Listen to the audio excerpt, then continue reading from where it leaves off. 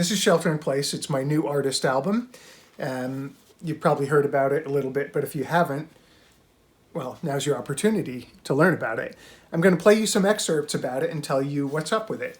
So the overarching theme with Shelter in Place is that we had a pandemic in 2020, shared global experience, and a lot of my clients and friends were freaked out. They thought, oh man, we're never going to work again. Shoot, we might not even live another 2 weeks. So this album is a combination of stories that I and my friends and I put together based on conversations with people who were going through stuff, some happy, some not so happy. And then there were some very personal songs that were autobiographical, a couple of love songs to my wife, and then other stuff that was just made up based on the conversations that we had. So I think it comes together pretty well. The themes of it are love, loss, mortality, isolation, and ultimately hope. You know, at the end of the day, people are choosing to see the light there, light instead of the town turning to shit or the darkness. You know, focus on the light. That's why these people are a very diverse crowd getting snow cones. You know, choosing for the light. I mean, I suppose you could look at this and say that it was, what's the word that I'm looking for? Head in the sand. You know, like pretending that everything is fine when it's not. But that's not what I meant. I meant, you know, choosing the light instead of the dark. And same thing with the inner thing there. You know the cliche about lemons and lemonade. And so music gives us lemonade instead of lemons. And there I am gazing skyward with a little bit of a WTF, or really kind of looking for serendipity. And that's just how I'm wired. I guess I'm lucky in that way. So let's check out the first part of the first tune, which is called When the Penny Drops. And that's an English expression where like, oh, I got it.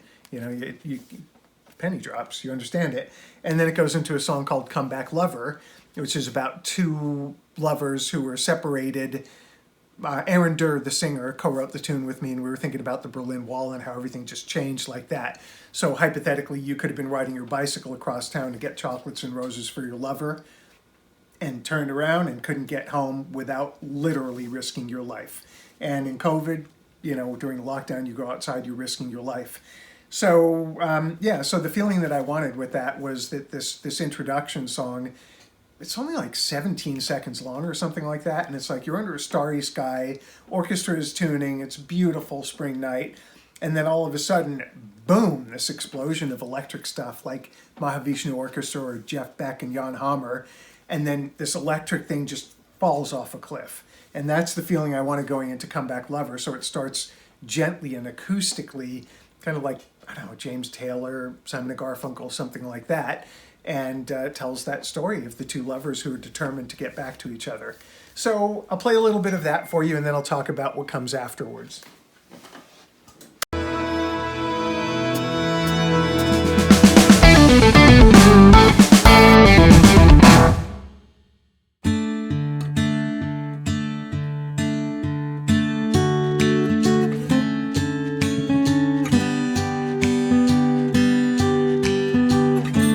Tell me everything will be okay.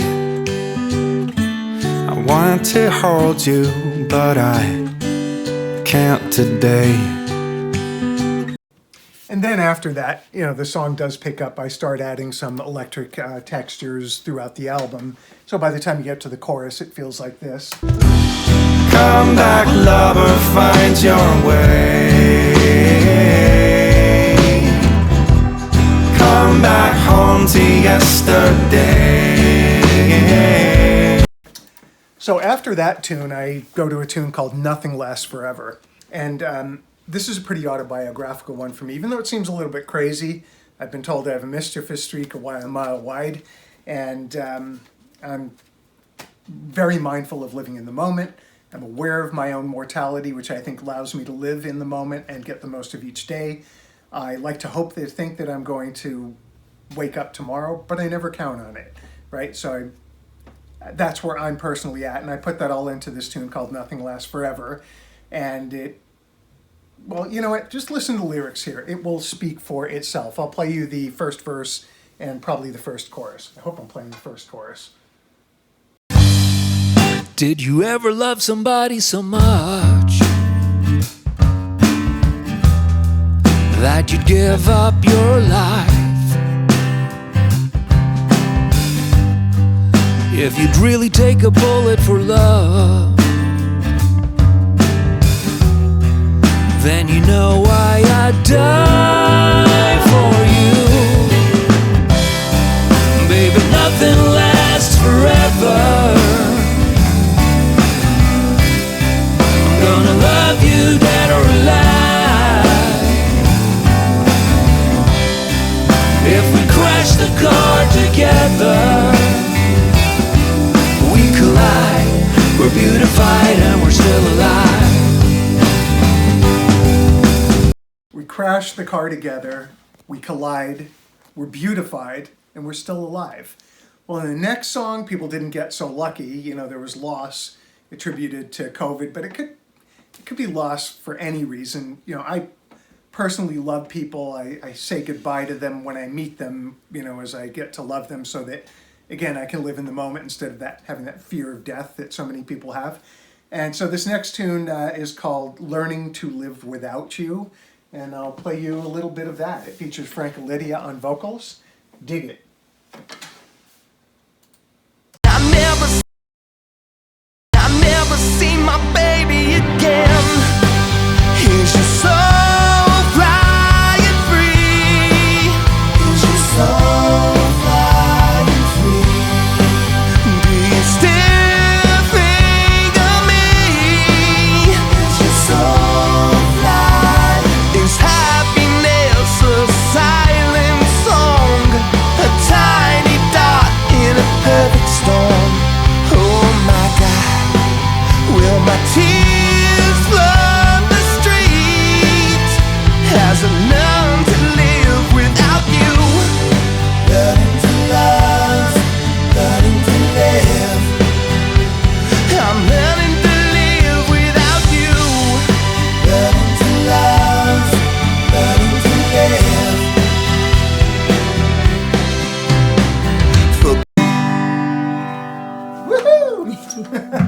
Rock on.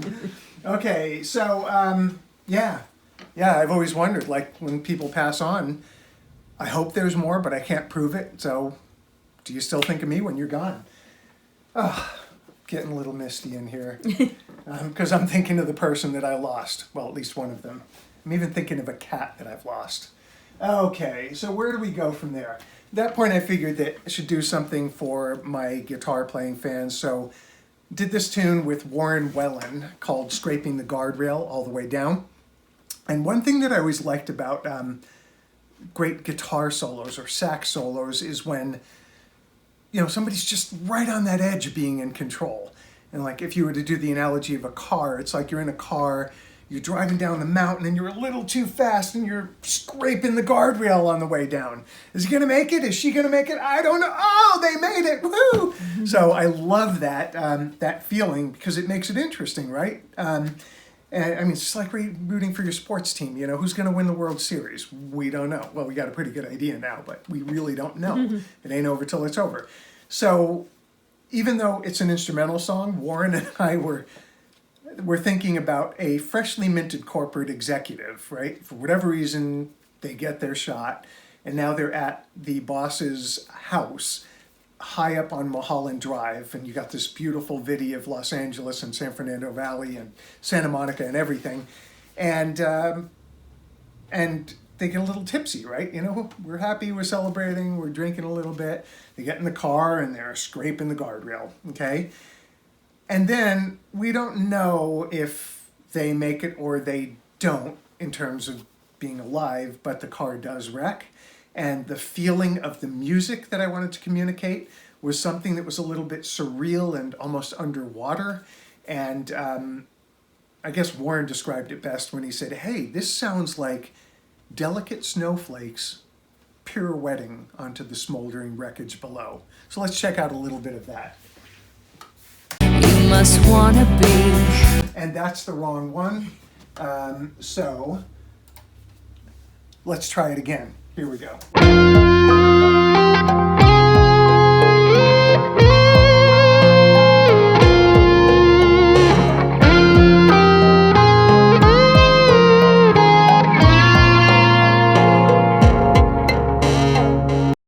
Yeah, so not a whole lot more to say about that because I already said it. This next tune, Julia Albert and I co-wrote. Julia also goes by Julia Olson, and it's called I Can't Take It. And sometimes we were too far apart during the lockdown, and other times we were far too close for far too long. And in this one, we're basically talking about throwing gasoline on the fire, where one half of the relationship wants to make it work, but just can't take it anymore because the other half is just totally sabotaging it. So, check out the music video for this one when you get the chance. So this is I Can't Take It. You must wanna be miles away from me. Lose it again, picture the end. I can't take it, no. I played past my cue there. Yep, so that's I Can't Take It. And then we have Save Me Tonight. And when I wrote this tune, I actually wrote it minutes after I wrote Learning to Live Without You. I wrote 3 tunes in one morning before lunch. It was a good writing day. I don't have those all the time. And so this one, Save Me Tonight, I've been lucky to never think about suicide, but I know people who have thought about it. And I just was wondering, like, what could be so rough that you think your best option is to have no options beyond that?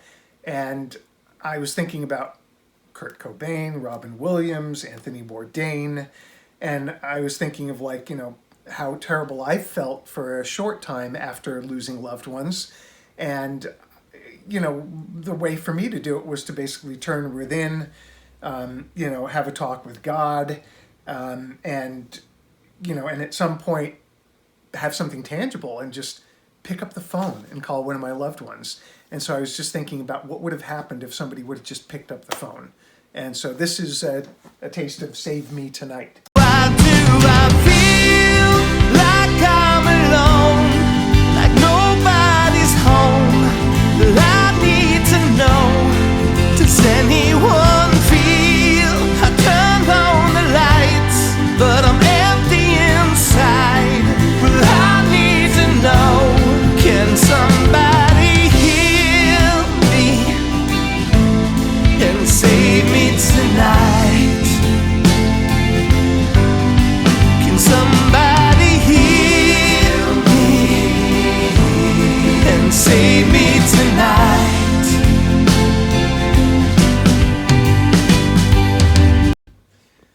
Well, I don't know if anybody else could heal me, or any of us, but other people can certainly help. And I wanted to have a companion piece to this called I'll Be Here, which I co-wrote with Aaron Durr. And interesting backstory on this, I wrote a joke song called I Tell Myself That Everything's Okay. Because people are like, what can you do? Well, let's just pretend it's okay. And I asked Aaron to sing it, and he said, it's a cool tune. I'd rather sing a serious one. And I think you have the makings of something good. So we just got into the mood, and I'm actually talking about the wrong song. That was Come Back Lover. Nonetheless, Aaron did sing on this tune, and this one I actually wrote riding my bicycle through the Marin headlands and kept on pulling over and singing into my voice memos app, and was thinking of Bill Withers. I wanted something that just sort of felt like an answer to Save Me Tonight, like I Got Your Back, or Lean on Me, right? Bill Withers tune. So I wrote I'll Be Here and brought in Aaron to sing it, and he ended up contributing so much that we ended up co-writing it. This one didn't come fast, by the way. Like, everything that was done to me came while I was on that bicycle ride. But then to make it really good, sometimes this stuff happens in a 3-hour writing session. This one we came back to a number of times, and it feels like if somebody's saying, save me tonight, somebody heal me and save me tonight, this is the one where we give the big musical hug and say, I'll be here, I got you. So here's what this one sounds like. Your journey must have been, but I've seen the diamonds in your soul, and you're gonna shine again. When you get a little better at the life thing, you gotta notice that you got a couple strong wings. Take a step, I'm by your side. When you need a friend to lend a helping hand, I'll be here. I will be here. And there, yeah, so that's I'll Be Here. Let me follow it up with something, I don't know what it is though until I see it. Push On Through. So this one is something that I had nothing to do with the writing on. My dear friend Colin Keenan had written a song, and we made this record for his album. And before his album came out, I said, you know what, this would fit perfectly with the theme. And he agreed with me.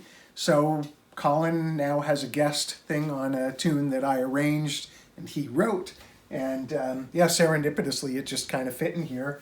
So it's called Push On Through. Did you think that you were given just one chance?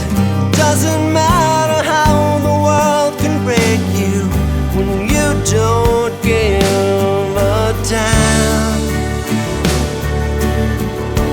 What's the use in caring when everyone is daring you to think and do just what they want you to? Don't you make your life up as you need it? Gotta believe it to make it true. Push on through. You gotta believe it to make it true. Push on through. Yep, never give up. Never, ever, ever give up. And I always wanted to cover a Beatles tune, and I really thought that there was no reason to do it, because who could cover a Beatles tune any better than they did? Well, the answer is nobody. But I thought I could do an interesting take on one. I didn't give up. And I came up with a cover of George Harrison's Something. The difference is that people tend to think of something as a love song, something in the way she moves, blah, blah, blah, right? But I was thinking about the bridge of it. I was thinking, you're asking me, will our love grow? I don't know. I don't know. So I was thinking about that uncertainty, the I don't know, it's the same uncertainty that everybody was having while sheltering it in place. Again, not everybody, but you know what I'm talking about, right? A lot of people just felt very uncertain, very uneased. And it felt like, wow, this is a dystopian environment without an Armageddon landscape. And so I thought, how could I put that into music? And one way that I could do it was I reharmonized it. So everybody's used to hearing something in the way she moves, right? Attracts me like no other lover. But I decided to do...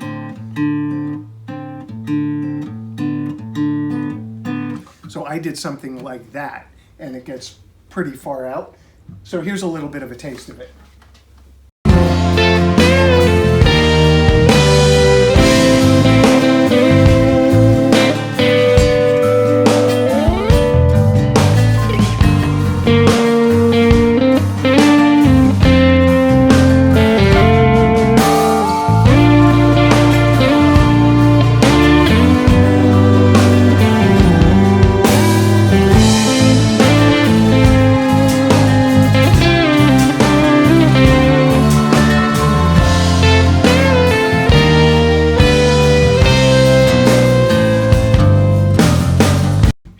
Yep, that's that. Frank and Lydia and I wrote, I Can't Make You Love Me If You Don't. I'm Drifting Away. I was going to do a cover of the Bonnie Raitt tune. Well, actually, Bonnie didn't write it, but the very famous one that she did called I Can't Make You Love Me. And I thought it would be cool instrumental. And then Frank and I are like, nah, why don't we write something with lyrics and give a different take on it? Plus, you need more rock. More rock to metal for one hand. It's not metal at all, but it's got a good rock chorus. And this one actually features Chris Hess from Hoobastank on drums, and Kenny Brack, the race car driver who won Indianapolis 500, did some additional production on this song. And Frank and Lydia sings. I play most of the instruments other than the drums, right? And this is what it sounds like.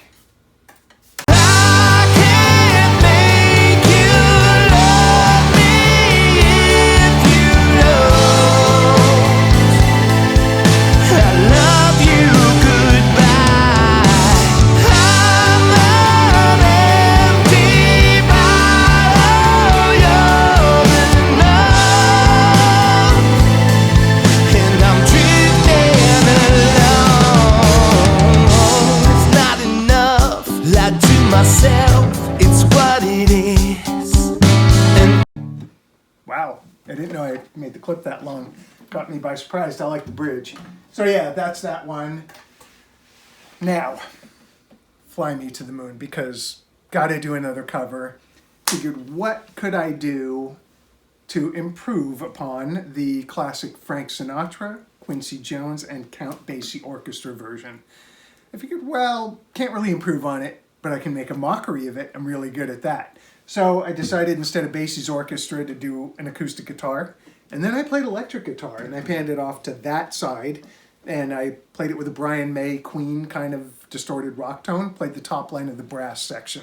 And then on the right, per the suggestion of David Kahn, who was one of the producers on the album, David produced everybody from Kelly Clarkson to Modest Yahoo to Tony Bennett to Paul McCartney. Dave said, why don't you make it feel like the Andrews Sisters came over? So we put the Andrews Sisters, sung by Aaron Durr, on that side, and then Aaron's right up the middle.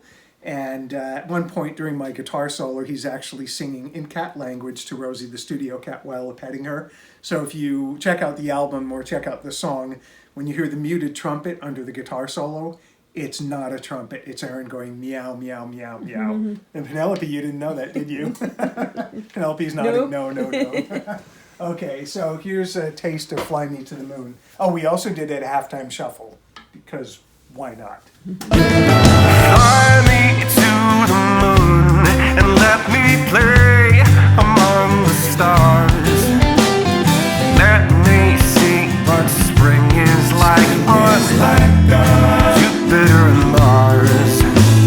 In other words, hold my hand.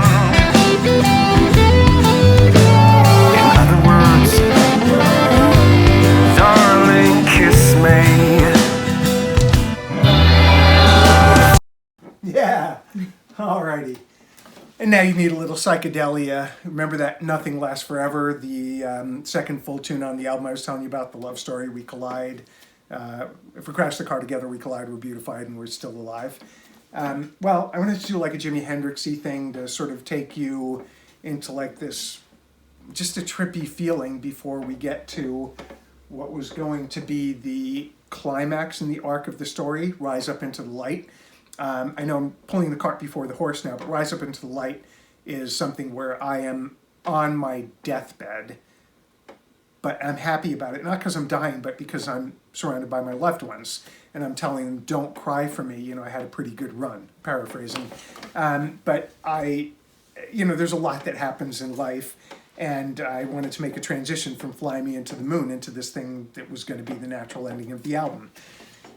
So maybe I should play you those two together, the clips that I made here. Oops, undo. That was not good. So you're going to hear a little excerpt of the reverse thing, and then you're going to hear probably the beginning of Rise Up Into the Light, where it just kind of, you strip away everything. Like I've heard from people who were in hospice or on their deathbeds that at the end of the day, they don't care about how many hours they work. They don't care if their name is on a building. They just want to be with their loved ones, just one more time. So I figured I would capture that because there's a lot of that going around. It happens every day. And one of these days we're going to wake up and it's going to be our last day and we won't know it. But on that note, let's be happy about this because, hey, today, right here, right now, this is a fucking miracle. Oops. Maybe let's forget that I just dropped an F-bomb and listen to some music. I don't wanna grow old without you. I'm pretty sure you'd feel the same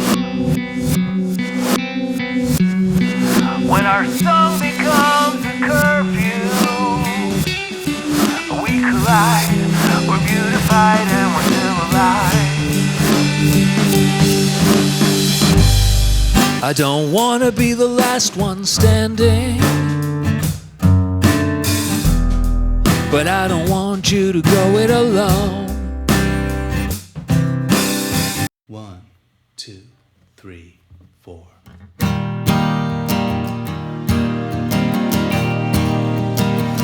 I've lived my life, I've lived it well, or so I hope. Climbing this hill, views getting clear, higher up here, as I rise up into the light. Yeah, right? Rising up into the light, we hope. Okay, that's where I wanted the spiritual arc of the album to end. I just thought it would be complete from like, hey, today to like, boom, it's done, lights out. And then one of my co-producers, Brian Joseph Kenny, said, nope, you got this tune that you wrote with Maurice LeGrand in the wake of the George Floyd murder called Color of My Skin. And he said, you know, your album just became a time capsule instead of just this artsy, feel-y thing. It's more than just a musical hug for the soul. It's a time capsule. So in the wake of civil stuff, I'm stumbling over words because it's so complex that I don't want to minimize anything with words.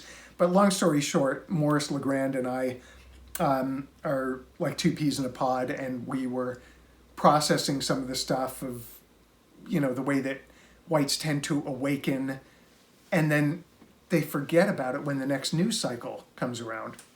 And, you know, Morris happens to be black, and in case you can't tell, I happen to be white. And, you know, I have privilege, and I get the benefit of the doubt. That's probably a better word to use, benefit of the doubt. And so we decided to make this thing a reflection of some of the talks that we have together in dealing with civil rights. And so we got Jason Cropper, who was one of the founding members of Weezer, to sing the white guy part where he's asking questions as he's waking up. And Walter Heath, who was a soul singer signed to Buddha Records in the 70s, who's also in his 70s, so he's like, you know, nearly twice the age of Jason. You know, these two were singing back and forth where Walter's answering Jason's questions. So this excerpt that I chose, you're going to hear right before the second chorus, where Walter actually takes a verse on his own, and then Jason comes in and sings the chorus, and you're going to hear like it feels like you're in 1863, right? When the Emancipation Proclamation happened, so it's not electric. It's just like acoustic, you know, I'm just playing ba-doo-doo-doo-doo-doo, you know, on this very pentatonic. And then all of a sudden you hear some reverse guitar doing a swell, and I was going for the vibe of like tear gas canisters on peaceful protesters. But the message of the song is pretty simple and straightforward, and it's like, I'll come to your place and let's have a talk, let's have a heart to heart about the sin built into the color of my skin, the white guy.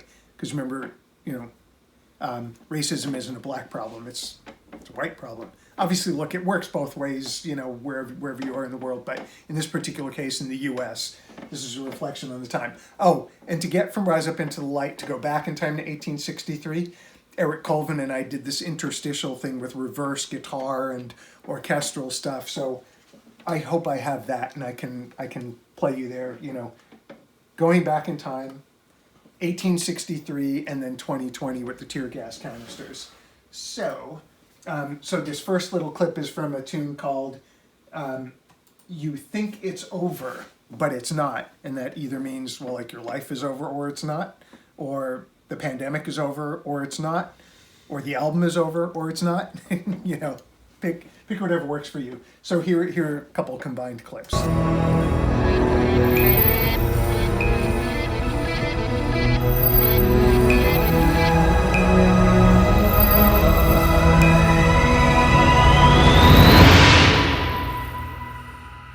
What kind of garden would we have if every single flower looked the same? It's much more interesting. Flowers bloom in spring. I truly want to do some good, but I don't know where to start. I'll come to your neighborhood.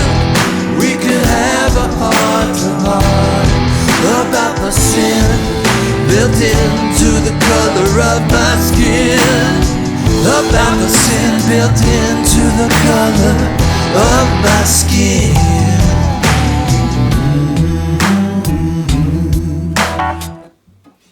Yeah, it's just kind of heavy. We got a music video for that one. It's going to drop any day. Penelope, when are we dropping it? Do we know yet? Monday. Or is that a secret? Monday. Look for the video to color my skin Monday. Very cool. And so now that I satisfied my co-producers and got that song on the album, made it a time capsule, I thought, wow, this is a human rights song, but it's going to be perceived as a political song.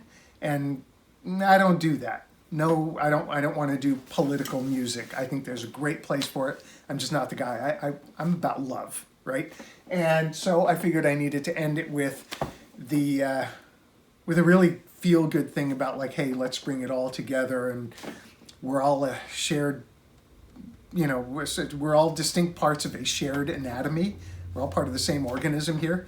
So I did this tune called Let's Connect, and it features Eric Colvin on vocals. Eric is a film composer. You've probably heard his work before, but didn't know it. He's a badass dude, and yeah, we just really got into this and did sort of, I don't know, like Steely Dan yacht rock meets reggae. I know that sounds like it's going to make you vomit, but it actually just feels really good. So here's the way that we close out the album. From the homes in Kingston to the hills of Hollywood, the music's making a beeline. The tribe will live on forever. Let's connect our minds together. Let's connect our hearts with love. Let's connect into a movement. Let's connect our lives with love. Yeah, that's it. Connect our hearts together, connect our minds with love. Check out Shelter in Place. And Penelope, unless you have anything that I'm missing here, because this video's been far too short. Yeah, if I've left out anything, you guys can tell me in the comments. This is Michael James. Peace out. Take care. From the homes in Kingston